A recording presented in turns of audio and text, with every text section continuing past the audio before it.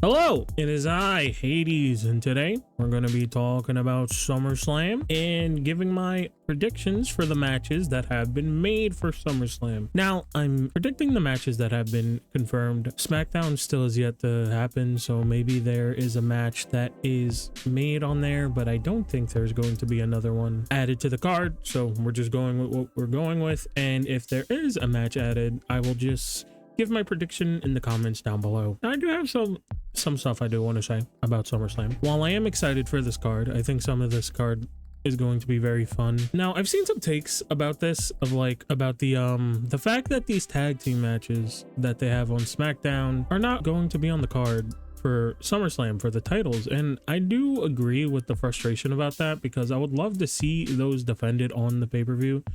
And then, you know, you have the people saying, well, like, oh, I don't want on the pay-per-view to be 20 hours long. And like, I do get that. I love the 5-match format because I think the match quality has been really good since the 5-match format for like other pay-per-views. And then like the big 4 having like, I think what is this, 7 matches?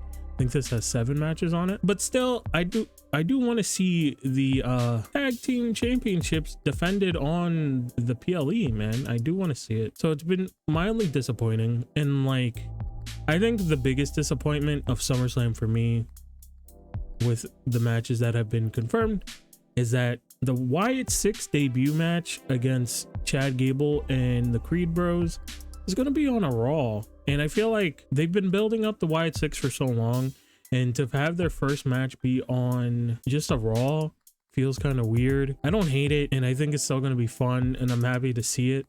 I do want to talk about the Wyatt 6 more, but that's just me rambling. I wanted to get my thoughts on that. Let's just get right into the predictions. Let's go. All right, let's start with the US title match between Logan Paul and LA Knight. For me, I'm going with LA Knight. Man, Logan needs to get rid of that belt. We like get it off of him, get it away from him. This man has defended it twice in over 200 days, which is absolutely absurd. Get the belt off Logan Paul and give it to LA Knight so we can actually see it being defended more regularly, because I think the US title needs it. I think it needs it. I think they need a good champion. I think LA Knight will be perfect for having that belt, because we get to see more of LA Knight. He's still very over. No matter what the internet is trying to say, people still like LA Knight quite a bit, and I think it is the perfect time to give LA Knight his first championship in WWE, his first singles title in WWE. So yeah, LA Knight going over, please. Next, we have the WWE Women's Championship match between Bayley and Nia Jax. I think they're gonna keep it on Bayley. I'm gonna go with Bayley here.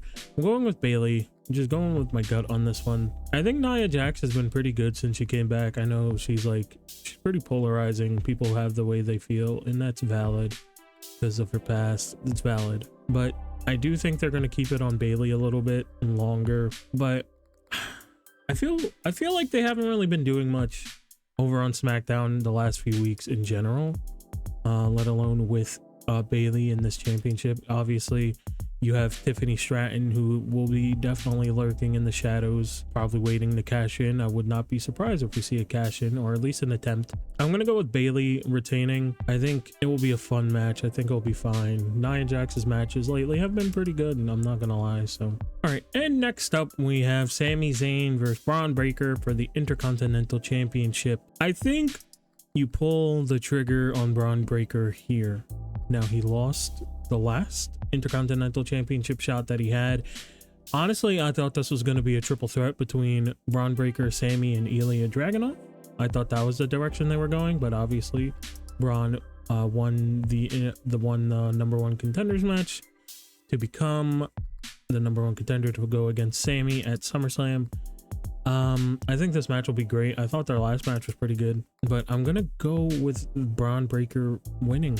I think the way the stars are aligning for SummerSlam, I think they're really doubling down on the bloodline of old getting back together. We've been seeing them like teasing like, oh, Sami and Jay are working together again a little bit, you know, they have the past, blah blah blah. And with the rumors of Roman coming back at SummerSlam, I think Sami is going to be preoccupied with that, and they probably don't want the Intercontinental Championship to be tied into the bloodline stuff. So I will say that they're going to put this on Braun Breaker, and Braun Breaker can go on to have matches with like Ilya and stuff, and will be very good. So yeah, I'm going to go with Braun Breaker winning the Intercontinental Championship. Next up, we have the World Heavyweight Championship match between Damian Priest and Gunther. I'm gonna go with might get some flack for this, but I'm gonna go with Damian Priest retaining now. I think everyone under the sun wants Gunther to win, and I think if Gunther wins, perfectly fine. I think Damian really surprised a lot of people with this championship reign. And even though a lot of his wins have been with their fair share of interference and such, I think Damian has been a really good champion, a champion that people were not expecting to be as good as he has been. I really like Damian Priest, so it was really cool to see him as champion as long as he has been. But obviously it feels like maybe Gunther might get this W. But if Damian wins, man, hell, I'll be happy. So I'm going to go with Damian. I'm going to go with my heart and go with Damian Priest retaining. But would I be surprised if Gunther wins? No, not even a little bit. And this is a match I'm really looking forward to. The Women's World Championship between Liv Morgan and Rhea Ripley. Rhea Ripley's debut returning match. I love the storyline between the Judgment Day and Liv Morgan and everything that's been going on. I think it's been great.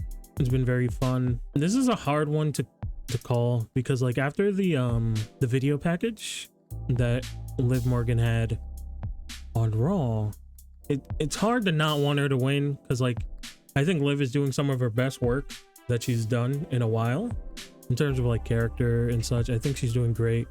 I think this match will be awesome. I think they're really going to go out there and kill it. I know some people were even thinking like maybe this should be the main event, especially if Roman is not coming back. We'll talk about the main event when we get to it, but I think this match will be awesome. I think they're going to really go out there and kill it. And I'm gonna go with Liv Morgan retaining. I think they're gonna keep it on Liv Morgan. I think Liv Morgan maybe like exceeded their expectations is what I'm looking for. I think Liv has been a really good champion so far. I do wish that she was, doing a little bit more with it. She had the one match with Zelina, but now Zelina is just in a limbo right now with Sonya Deville in the company. So I think Liv Morgan has been a great champion so far, and I would not be surprised if she retained, but I also would not be surprised if they put it right back on Rhea Ripley, because we all know how over Rhea Ripley is, how much people love Rhea Ripley, how popular Rhea Ripley is.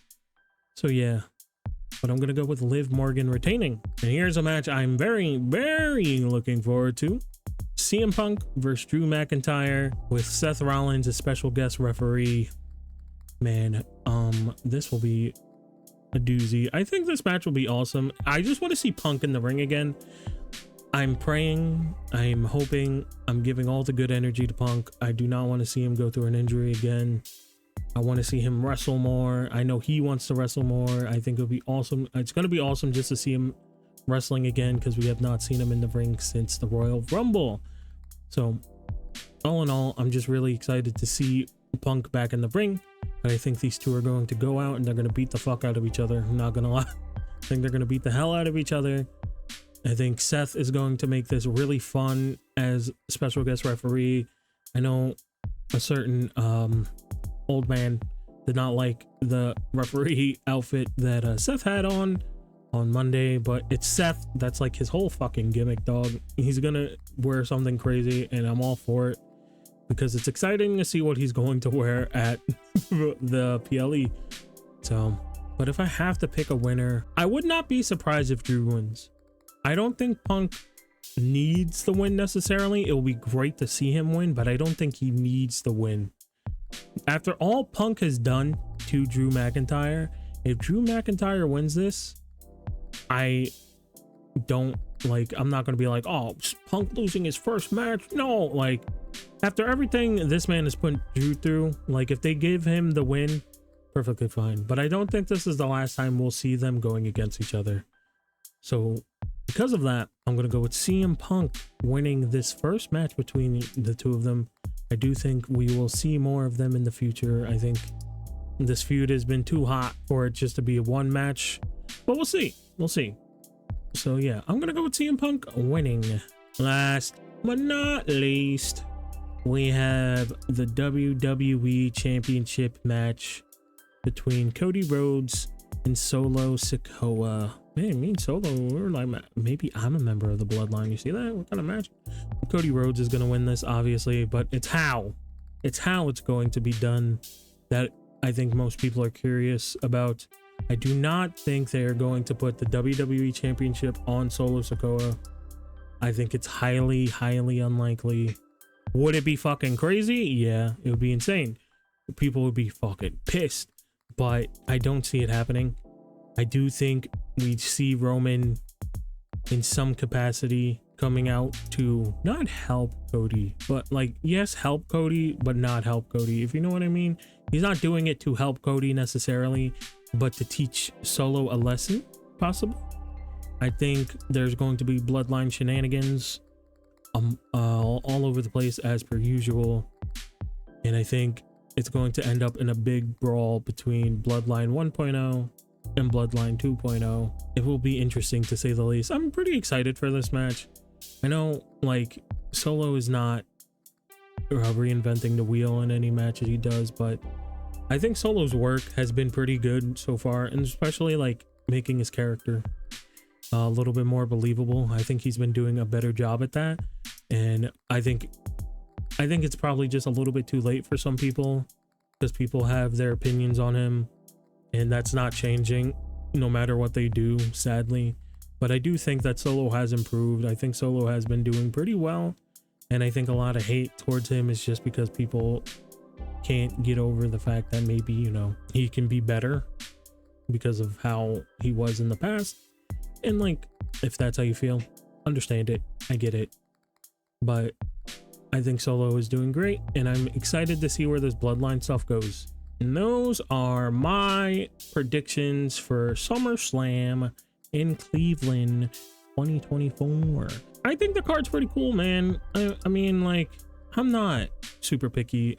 I just want to see some good wrestling, and I think we're gonna see some good wrestling. I think the stories have been fun. I think the lead ups into these matches have been good, and I think it's going to be a fun PLE. Let me know what you think. Let me know your predictions, what you're feeling about the card, all that stuff. Until next time, and we'll see you later.